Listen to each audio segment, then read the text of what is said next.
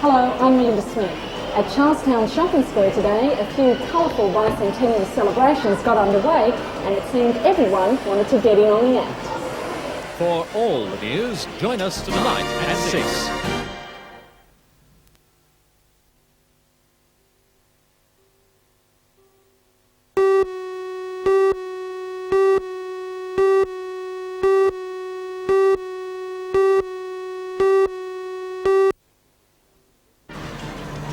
Government regulations which allow fisheries inspectors to travel to the brink of Australia's 200-mile limit could expose them to new perils from drug smugglers. We've got according extended to limits now Minister beyond Jack the Hallam. 3-mile area. Mr Hallam has just commissioned Newcastle's latest fisheries vessel, the $250,000 patrol boat Hunter. For all the news, join us tonight at 6.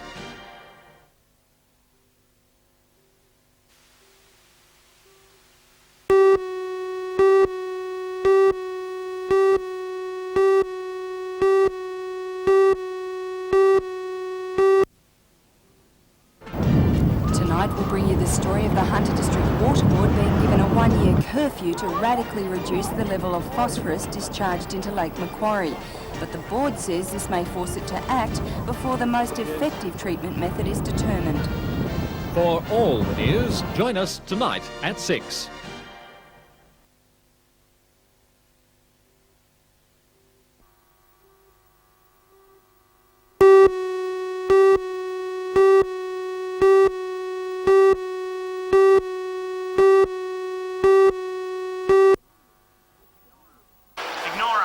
Australia's colourful history was the theme at Charlestown Shopping Square today.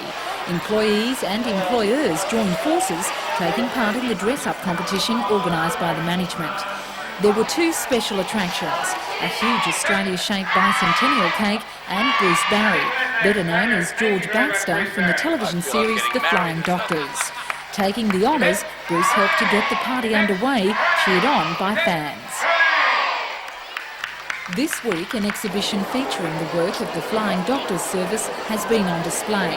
According to Bruce, the relationship between the TV series and the real thing is a close one. Flying Doctors themselves, but they're always there to advise us whenever we need them, and they seem to benefit by good publicity through us. OK, what about the character of George Baxter? Has he got an action-packed year this year? I don't know. I wouldn't be allowed to tell you anyway, but George will always be there stirring a few pots. He's a bit of an establishment, a bit of a square, and but he's a solid citizen. I rather like him. As George signed autographs, it seemed he wasn't the only star, as some cuddly native animals made sure they also won some of the attention. For all Novocastrians, this year will be a big one on the Bicentennial calendar, with a jam-packed program, and it seems everyone is getting dressed for the occasion.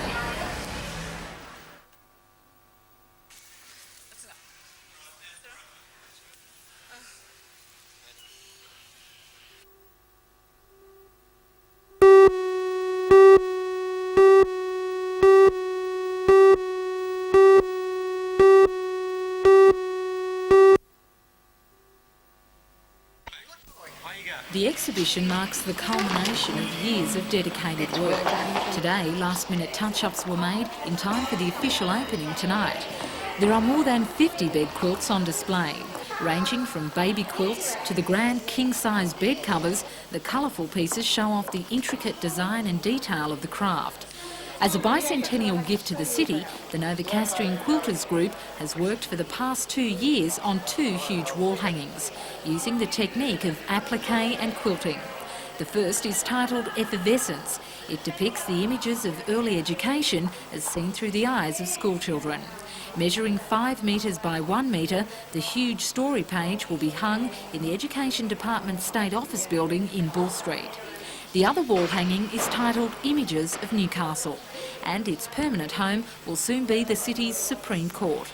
It depicts landmarks around the area that most people in Newcastle would recognise. There's the Town Hall, the Cathedral, the Old School on the Hill, Nobby's, the Rotunda and Layman Street. The exhibition is open for public inspection at City Hall until the end of the month.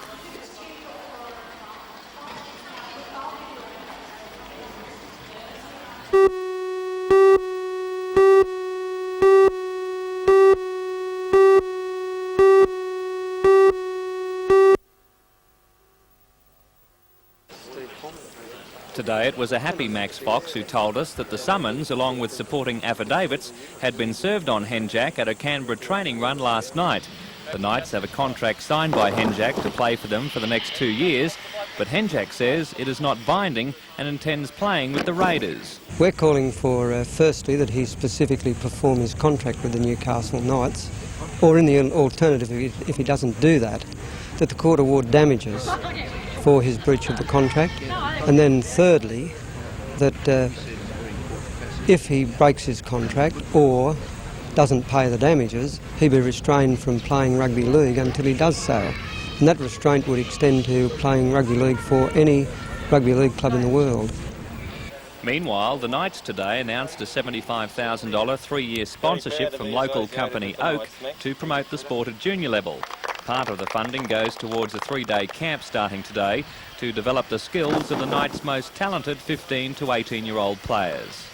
Being parochial, I believe we've got great talent in that junior and schools area. That's the future of the Newcastle Knights. They're our best investment, and to have the support of sponsorship such as that is unbelievable. It's probably one of the proudest moments of my association with the Knights, to have Henny Penny as our major sponsor, and then our major sponsor for junior development, Oak. Two great names in our commercial community.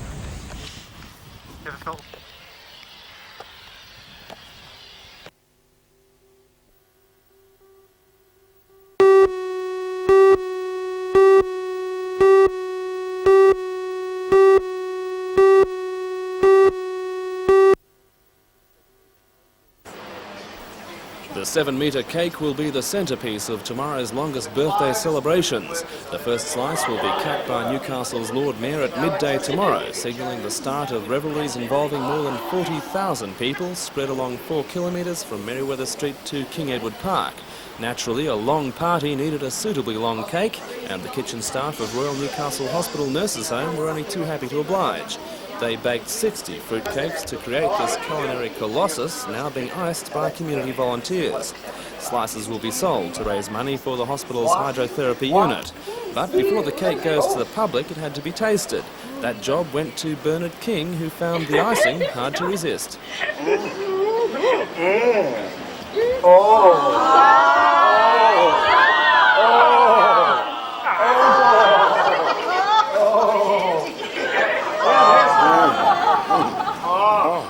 What's the real thing? Not only that, there's a $200 token in there, and those girls are screaming at me because I've only tasted the icing. Wait till they see me at work with a hatchet. I love cake, but if there's money in it, I like it even more. That's like my mum used to make. You country girls can do it. See, the best cooking is still in provincial Australia. Yum. God.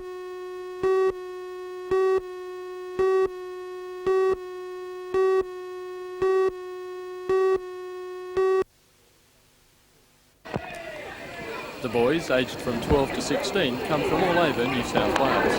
Also taking part are 2 of Queensland's top young players who were especially invited. The live-in camp is being held at the University of Newcastle. It started on Thursday and runs through until Tuesday. Many well-known names have been making themselves available at the camp to pass on their knowledge of the game, including Johnny Raymond, Keith Holman, Larry Torres and New South Wales Development Officer Paul Broughton. One of the nation's top Aboriginal footballers, Jeff Hardy of Illawarra, is a favourite with the kids and makes himself available every year to pass on his expertise. Many kids are very naturally talented. Many kids are very naturally in the bush, and they just, go to little schools and they just never progress. Like kids in the city get chances at playing in rep teams and stuff like that. While the rain yesterday would have dampened most sportsmen's spirits, it had the opposite effect on the boys, who trained through the periodic downpours. The top 3 youngsters at the camp will be selected to attend the New South Wales Talented Players Camp to be held in Sydney early next year.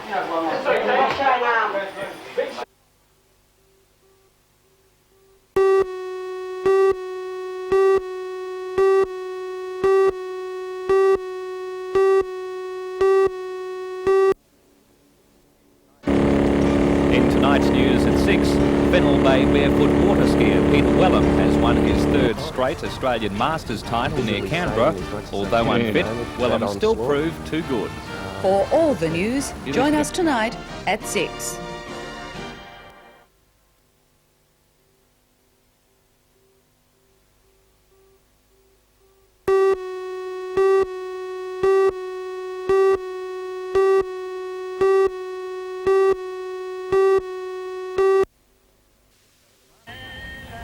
The Masters Championship was held on the Molonglo River and featured only the nation's best in the sport. The 22-year-old became the first ever to win the title 3 times in a row and says it was a fairy tale come true, considering he was suffering from injury and was unfit. I've virtually been out of action for just over 9 months through injury, and to come back I've had practically just under 2 weeks training to come back and try and hit my straps after such a lengthy delay. I'm just so over the moon, just so happy. Well, it seemed he had everything against him at the championship, and to make things worse, he gashed his foot on some glass, making competition painful. On the Saturday, during the main competition, trying to do the right thing, wearing shoes around, I stepped on a large bit of glass that went straight through my shoe and cut deep into my foot, so I had to try and have it well strapped up the whole competition, so maybe that helped me. The stinging pain that I had to go through that probably kept my mind on my skiing more and made me more determined to do well. Next on Peter's agenda is the New South Wales Championships in March. He's won that 5 times before and is looking for a record equalling 6th. Also later in the year are the National Championships and the World Titles, in which he finished 3rd last time round.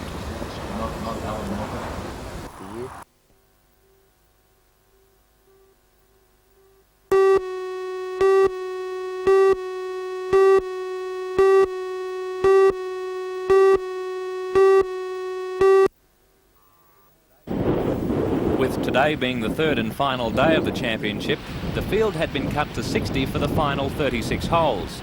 ECOB went into today's 3rd round in 3rd place and fired a 5 under 67. It secured the championship for the New South Wales representative. Going into the final 18 holes this afternoon, he had a 4-stroke break on Belmont's Gary Tozer. On the 16th hole, it looked as though ECOB was in trouble when he had to take a penalty stroke after finding himself in an unplayable position. He recovered to bogey the hole and finished the tournament with 5 under 283, 4 strokes ahead of Lester Peterson, also of New South Wales. Last year's winner, Shane Robinson, was 3rd, 7 strokes from the lead, with the best local, Gary Tozer, in 4th place, another 2 strokes back.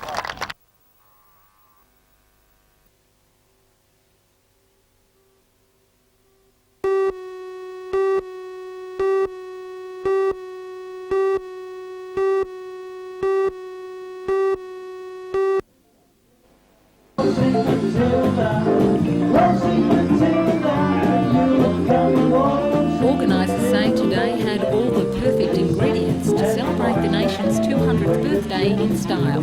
Plenty of sunshine, plenty of revellers and thousands of patriots dressed up for the occasion. At Nelson Bay, a huge Colonial picnic and variety concert featured the best of local talent, like the Alan Ward Show Band playing some Australian favourites.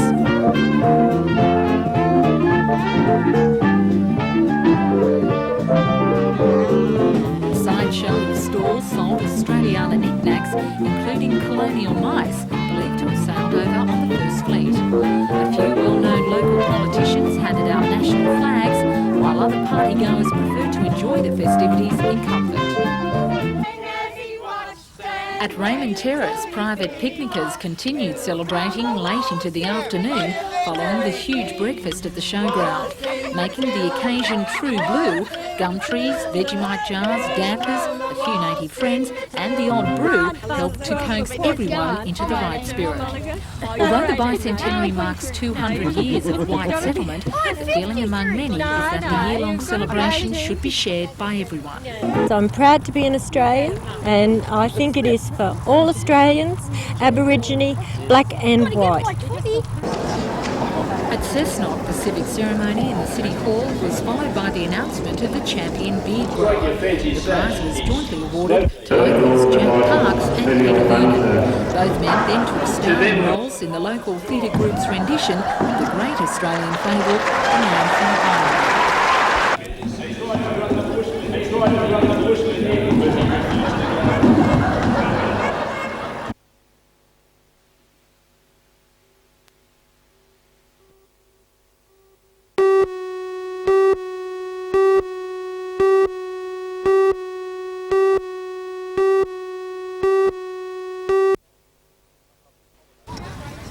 public holiday, ideal weather and a patriotic spirit ensured all events of the day would be well attended.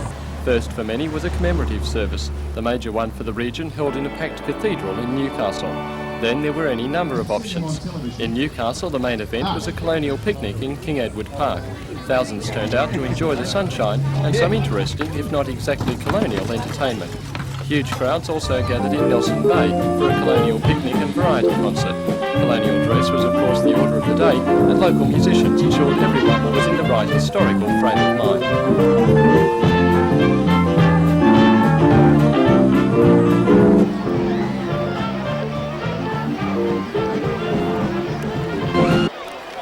Further afield, a family fun day at Morpeth drew crowds from all over the region. Organised by the Back to Morpeth Committee, the day was billed as a children's event and certainly kept them busy. As usual, strangely painted faces were the going fashion.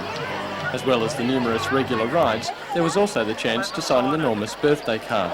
The card will carry almost 4,000 signatures and be sent to Canberra to be signed by Prime Minister Hawke before taking up place in the Morpeth Museum. The Australia Day cake is not expected to last nearly as long. With music, dancing and the services to entertain and educate the young, organisers said the only problem was keeping food up to their hungry parents. Many others chose to make the most of the holiday with day-long parties for family and friends. However, not all could boast their own First Fleet reenactment. Although not rivalling the Sydney event in size, the Fassifern folks made up for that in spirit and a little poetic licence. The flag-raising ceremony wouldn't have been complete without a Union Jack, and so one was sent out from England especially for the occasion. And while for most the day was simply good fun, there was also an historic deterrent for potential troublemakers.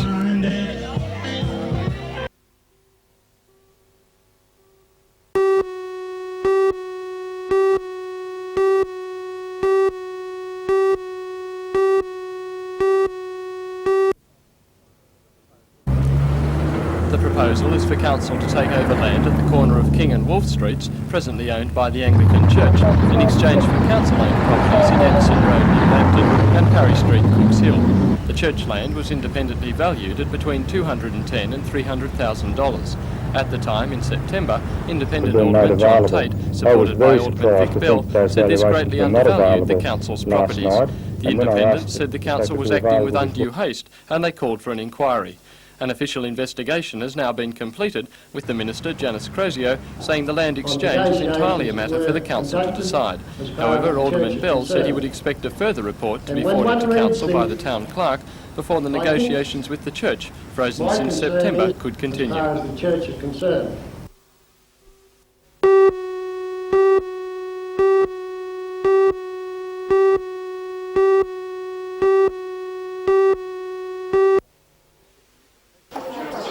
With the education year about to begin, many students will be applying for government benefits to assist them through their studies. Austudy allowances are available to full-time secondary and tertiary students aged 16 and over, subject to a means test. A student's eligibility for Austudy is usually based on the parent's income for the previous financial year. The maximum available benefit is $91.20 per week. From today, applicants can find answers to their questions concerning the benefits more easily. As part of a nationwide pilot program, the federal government has set up Austudy offices in Newcastle and Armidale. In Newcastle, the office is located in the CES building on the corner of King and Hunter Streets. Staff say they've already been inundated by inquiries. Before today, Austudy information was only available from representatives who visited tertiary institutions. According to Officer in Charge Barry Johnston, they will now be able to provide a better service and reduce delays in the payment of benefits. Although they will be missing the more personalised representation from our part-time representatives in Newcastle at the colleges, we will be offering the permanent base here that they know they can come to at all times anyhow. So this will be an advantage.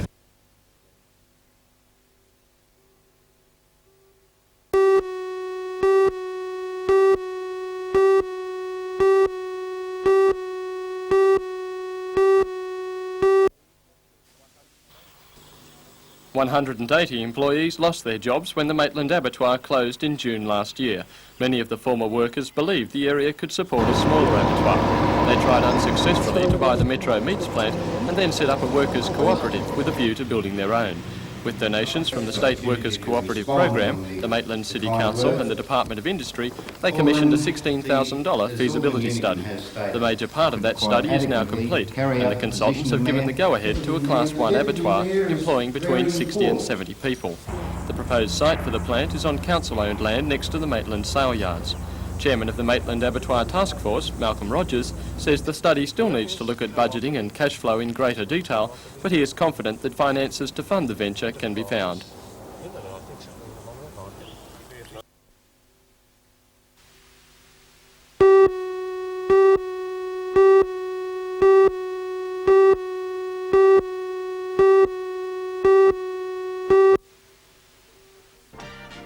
When the Kopp family rescued this roo from the bush, they were appalled to find that it had a wire garrote around its throat, slowly choking it to death. But they believe this roo is a lucky survivor of an illegal roo trapping operation in the Wyong Shire. For all the news, join us tonight at 6.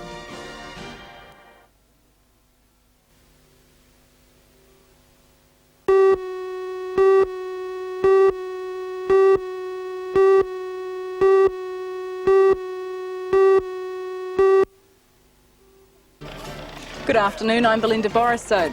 Tonight in the news we'll bring you a report on a group of Americans who have given up their holidays to come to Australia and build a church. Some of them have even given up their jobs to take part in the project. For all the news, join us tonight at 6.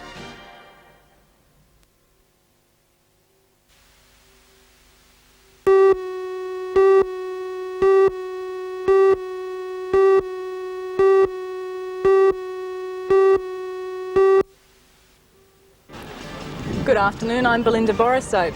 Country doctors at Curry and Cessnock hope the results of a survey may soon lead to a return to work by doctors across the state who have resigned over a pay dispute. We'll bring you a full report on that tonight. For all the news, join us tonight at 6.